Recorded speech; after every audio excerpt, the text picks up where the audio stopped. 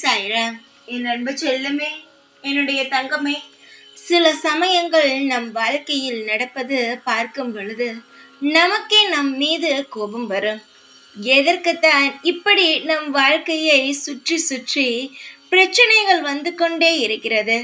நிம்மதியாக வாழலாம் என்று பார்த்தால் கூட சுற்றி இருப்பவர்களும் விடுவதில்லை, நம் கர்ம வினையும் விடுவதில்லை என்று கவலையுடனும் மனபாரத்துடனும் எப்பொழுதுமே இருந்து கொண்டே இருக்கிறார்.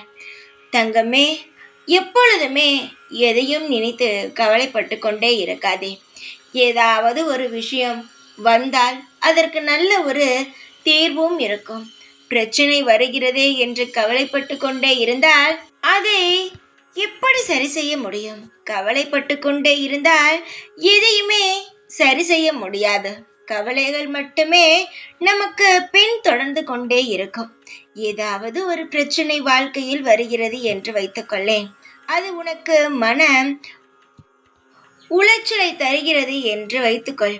அந்த பிரச்சனை உன் வாழ்வுக்கு தேவையா என்று பார். நீ செய்யும் செயல் உனக்கு மிக முக்கியமா என்று பார். முக்கியமே இல்லை என்று உனக்கு கஷ்டத்தை தருகிறது ஒரு விஷயம் என்றால் அதை நீ தாராளமாக விட்டு விலகி விடலாம். கவலை கவலை என்று நினைத்து கவலையில் மாட்டிக்கொள்ளாதே. ஏதாவது உனக்கு தொந்தரவு கொடுத்தால் அந்த விஷயத்திலிருந்து நீ தாராளமாக வெளிவந்து விடலாம். உன்னுடைய ஒவ்வொரு விஷயத்திலும் நான் இருப்பேன். உன்னை எந்த ஒரு இடத்திலும் தோற்று போகவோ உன்னை மன உளைச்சலாக வைத்துக்கொள்ளவோ நான் விடவே மாட்டேன். எப்பொழுதுமே காலத்தையும் நேரத்தையும் குறை கூறாமல் நீயாக ஒரு முடிவெடு. எது நம் வாழ்வுக்கு தேவை, எது நம் வாழ்க்கைக்கு தேவையில்லை என்று. கோபம் எந்த இடத்தில் பட வேண்டுமோ அந்த இடத்தில் கோபப்படலாம். ஆனால் அதுவே அதிகமாக கோபப்பட்டோம் என்றால் அந்த இடத்தில் நமக்கு மதிப்பும் இருக்காது. எப்பொழுதும் கவலையுடனே இருந்தால் இவள் எப்பொழுதுமே கவலையுடன் தான் இருப்பாள், ஒருவேளை கூட சிரித்து பேச மாட்டாள் என்று ஒதுங்குவார்கள். அதுவே கவலையை ஓரமாக வைத்துவிட்டு சந்தோஷமாக இருக்க வேண்டிய நேரத்தில் நீ சந்தோஷமாக இருந்தால் நிச்சயமாகவே அந்த சந்தோஷமே உனக்கு நிலையாகிவிடும். கவலையை மனதுக்குள் வைத்து கொண்டே இருந்தால் வரும் சந்தோஷங்கள் உன் கண்ணுக்கு தெரியாது. கவலைகள் மட்டுமே வாழ்வில் முழுவதும் நிரம்பி இருந்துவிடும். அதனால் தேவையில்லாதது கவலைகள். வாழ்வில் எல்லா பிரச்சனைகளும் சரியாகும். நான் சொல்வதை மட்டும் நம்பு.